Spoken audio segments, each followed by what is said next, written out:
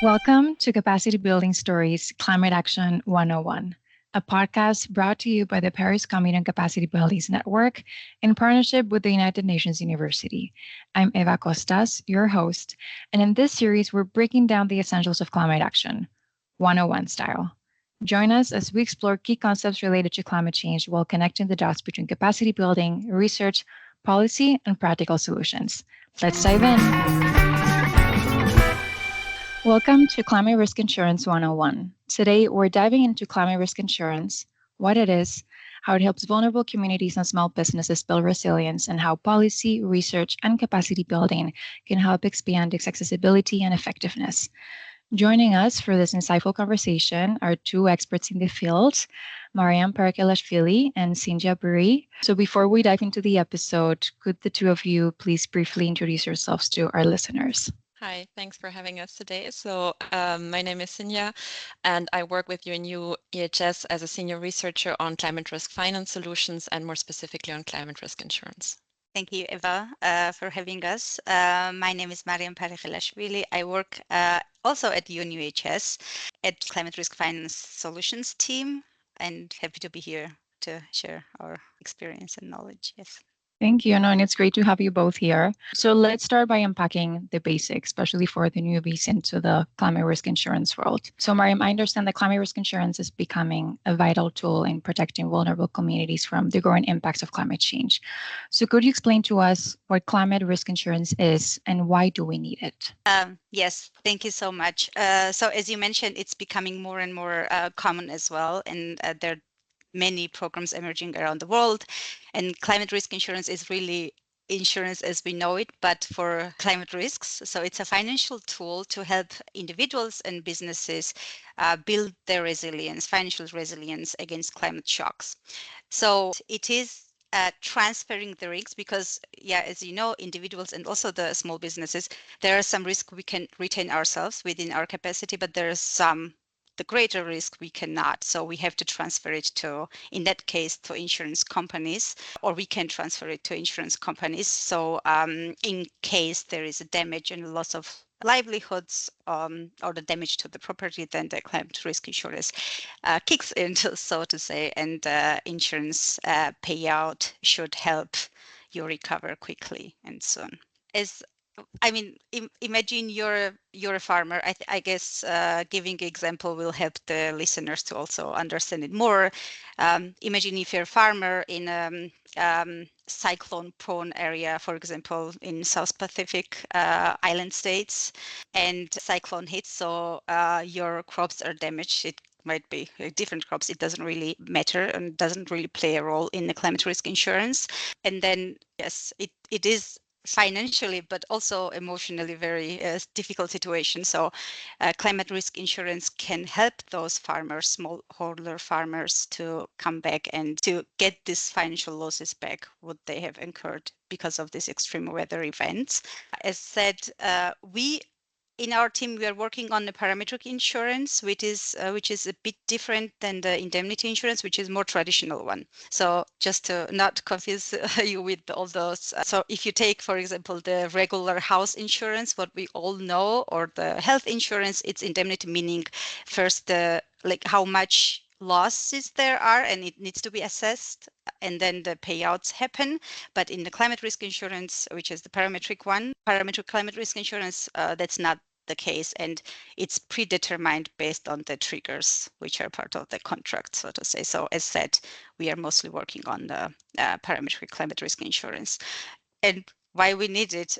It is one of the financial tools that helps the communities, vulnerable communities and businesses to come back. If you look at the current intensity of the impacts of climate change, I think it's clear that there are more risks and individuals and businesses are facing more risks, and therefore we also need more risk transfer capacity. So climate risk insurance can really be one of the tools to help the communities rebuild.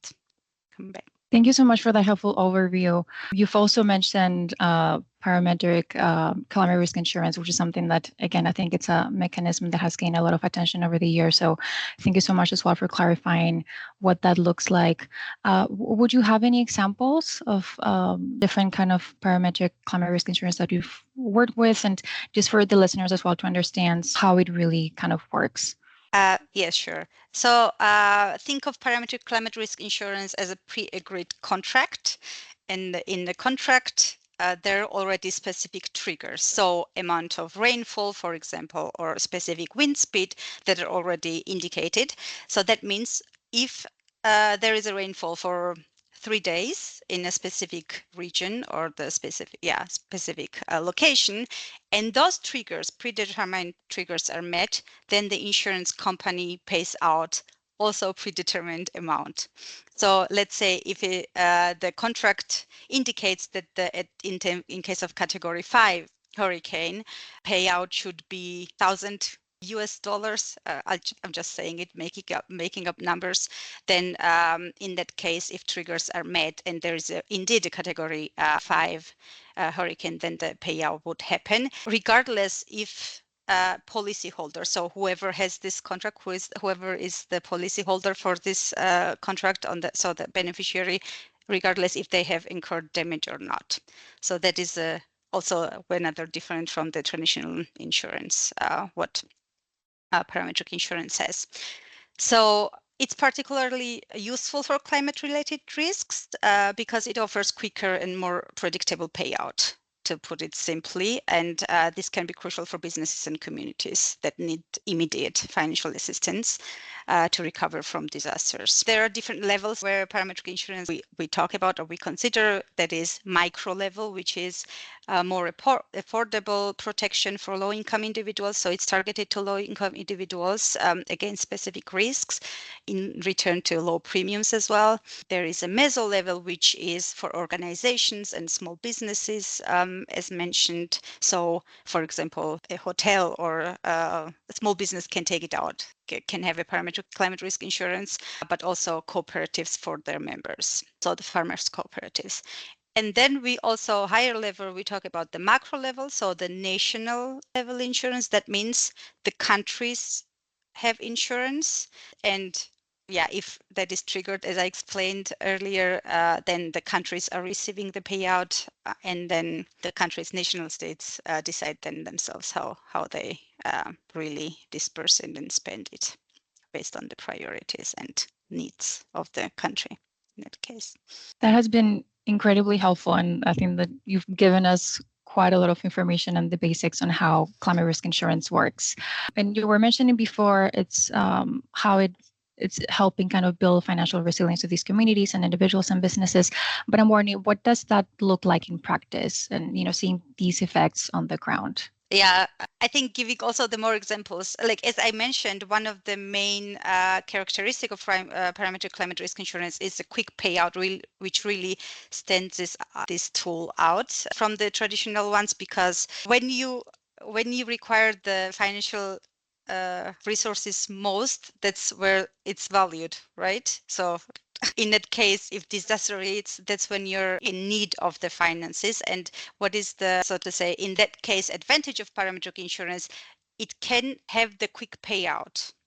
So within 2 weeks, for example, you get the payout, and it can provide communities with the resources to cope with immediate struggles, for example, food, shelter, medicine, if that is required, and so forth. Because if you look at a disaster response and recovery, longer you wait, the higher the damage. So the quick payout is really the key in that case. If the parametric insurance is policyholder is the individual or the household, they could use these resources, the payout for repairing the house, as I said, or food.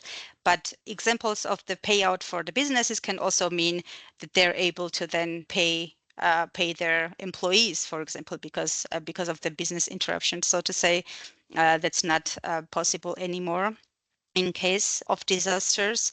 I think those would be the main examples in that case, but happy to also provide more if that was not. Thank you, Mariam. You were mentioning towards the end of how climate risk insurance can really help these small businesses. And you already mentioned this example just now of them being able to pay their employees, but especially small businesses in vulnerable countries or countries that are more prone to climate risks. How can you think of any other examples as to how climate risk insurance is helping these small businesses essentially become more resilient and flourish again? Yeah, sure. As I mentioned, compensation for property damage would be one, for example, or restocking their shops if there is in the retail sector. But climate risk insurance also improves the access to finance generally for small businesses. If I can give you a bit of background why this is the case, because small businesses tend to have struggled to access finance like credit, bank credits, loans, and especially in increased risk situations where, for example, agriculture sector is really prone to and have higher risk of damages due to climate change, and that just improves their accessibility to credit because banks are also more willing to loan or give credits to or businesses. It doesn't really matter in that sense, but also small businesses have more resources to pay back the loans, so they don't, go back in the or like fall into financial crisis. Thank you so much for that. And you were talking just now about access to finance, but then I'm wondering as well, naturally, a lot of countries and might not have, or even individuals or businesses may not have the same access to climate risk insurance, especially parametric climate risk insurance. So how can we ensure that this parametric risk insurance is accessible to everyone that needs it? Yeah. You rightly mentioned there are many countries, actually, especially the most climate vulnerable and the low-income countries, where climate risk insurance is not really accessible. And if it's accessible, then there is no market. That's the one problem. But the second one is there is a market, and there is climate risk insurance, but not affordable for the communities who need it the most. And in that sense, it is really imperative to make the climate risk insurance inclusive.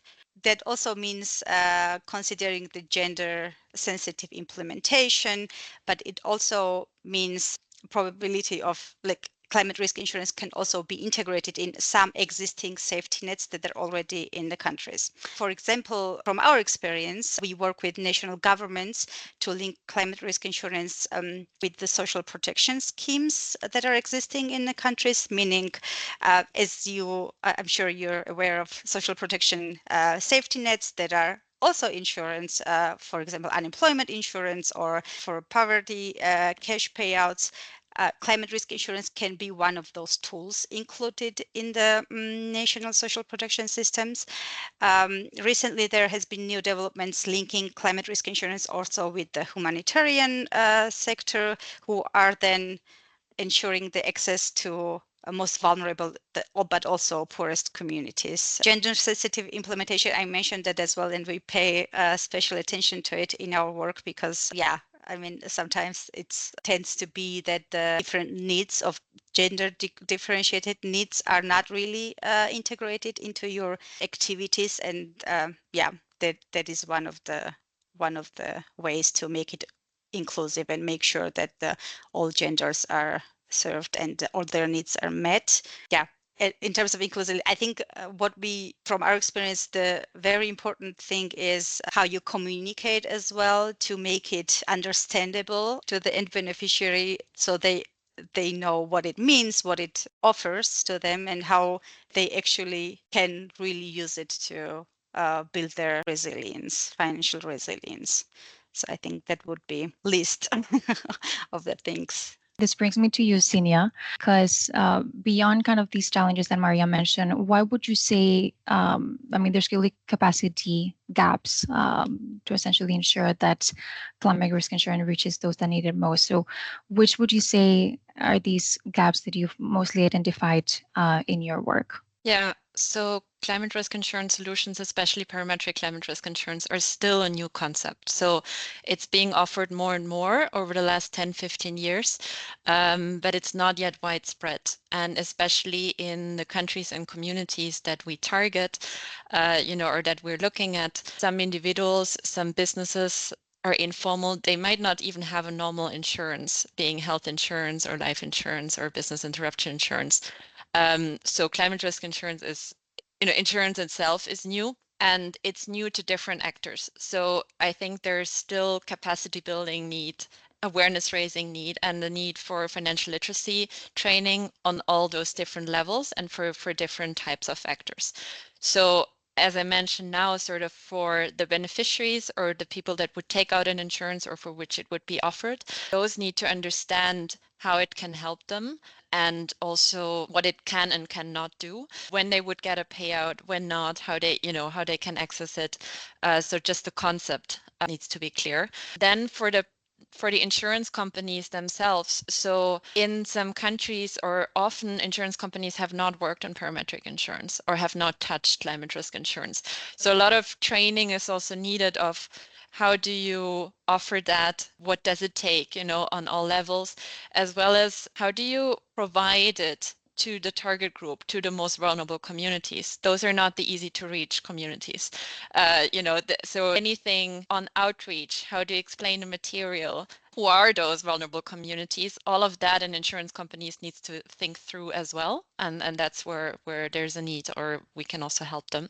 Other private sector actors, right, that are involved in the widest sense. So as I mentioned, the smallest businesses, individuals that are vulnerable, they might not even have a bank account. So how do you actually transfer the money? So what we look at in many countries is, for example, linking it with mobile money payments. So to make the payouts through mobile money, that brings in another private sector actor, the mobile network company. So the insurance companies would also need to work with the mobile network companies. So that whole ecosystem is there to make the offer efficient. And then lastly, also national actors. So national governments have a mandate, of course, to protect their most vulnerable communities. And insurance, as Mariam also mentioned, can be offered at different levels. So I think for national actors, it's important to decide, would they take out an insurance on national level? How can they support creating the enabling environment so that insurance companies can offer the insurance also on micro level and not? So these are things like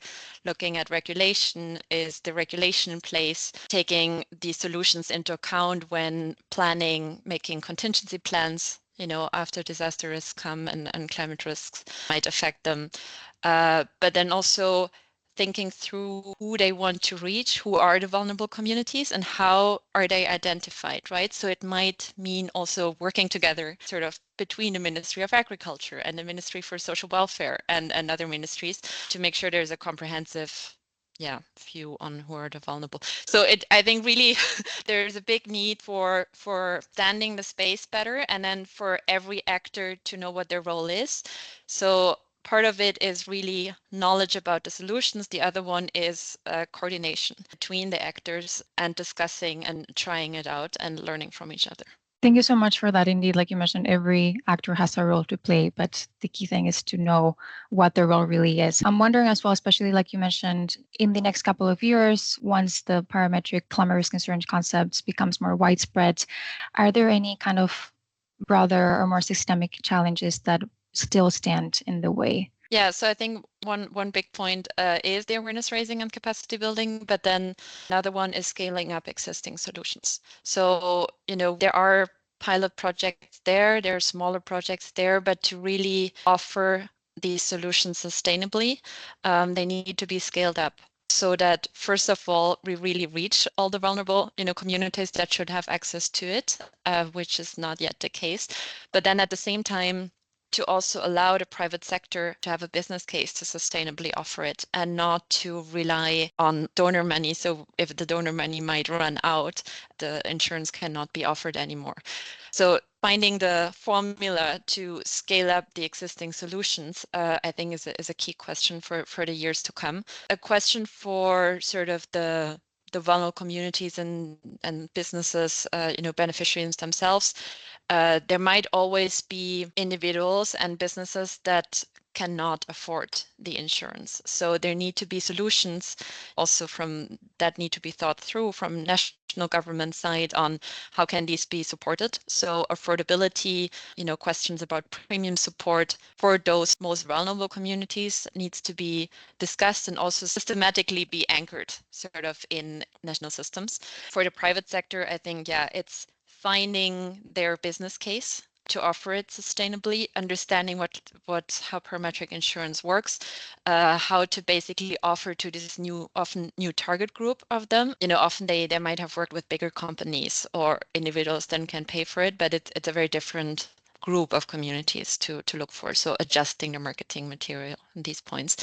And then I think for national governments, it's this integration of different approaches across sectors. So questions about targeting and linking risk insurance with social protection, that often means collaborating across different ministries.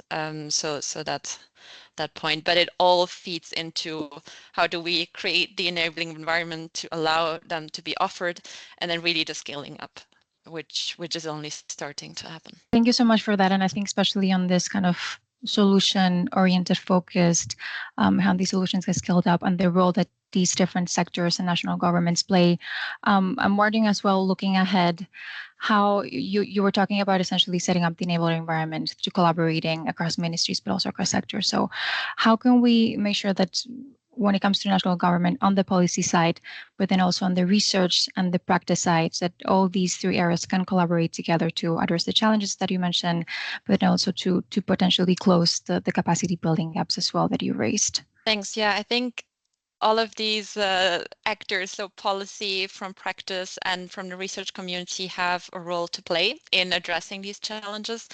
So, for example, we could look at researchers to study the existing implementation projects to highlight what knowledge is there, what is done, what has worked well, what hasn't worked well, and with that to help sort of close the evidence gaps. So even looking what are the evidence gaps. So this is very applied research, right? This means talking to the insurers, talking to the beneficiaries. Are their needs met? All of these questions.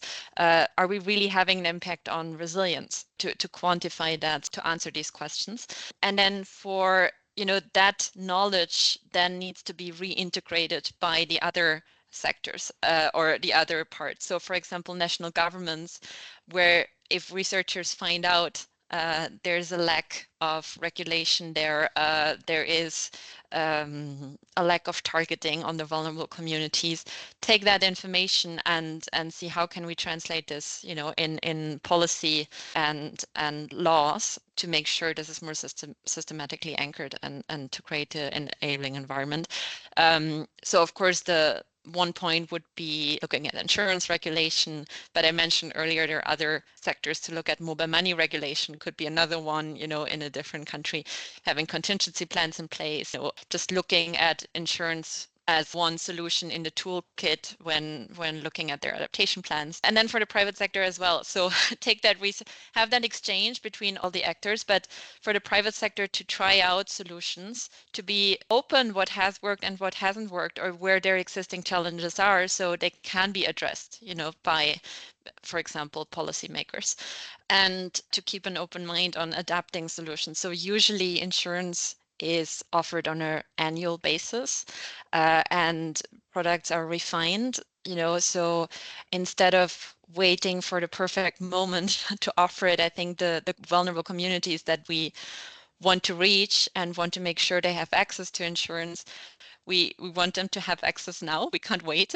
many years. So just to offer it and then along the way, keep that feedback loop open to improve them over time. Thank you so much for that. I'm really glad that you mentioned towards the end, again, for the private sector to try out these solutions, because naturally, when it comes to climate risk insurance, they do play a big part in not only kind of addressing these challenges, but also in just really making sure that the reach of climate risk insurance and effectiveness is essentially enhanced. Do you have, from your work, any examples of the role that the private sector has been playing on climate risk insurance and again on setting up this enabling environment that you'd be able to share with us? Yeah. So one example sort of where all these different dimensions come together, I think, is for us working on premium support. So subsidizing insurance premiums so that the most vulnerable communities can have access and are able to afford it. So I think first discussions, happen then also on the policy level. Can government, for example, make resources available to support their most vulnerable communities? Researchers playing a role on studying what works, what not work, how to operationalize sort of this work. And then for the insurers, again, I think opening their mind on who is their target group and thinking through how to reach them. And also that might mean different ways of reaching out to their customers than they're used to do so. Working on different marketing material, looking at different distribution models. So I think, that openness to try it out and to not go with the business as usual approach would be one example.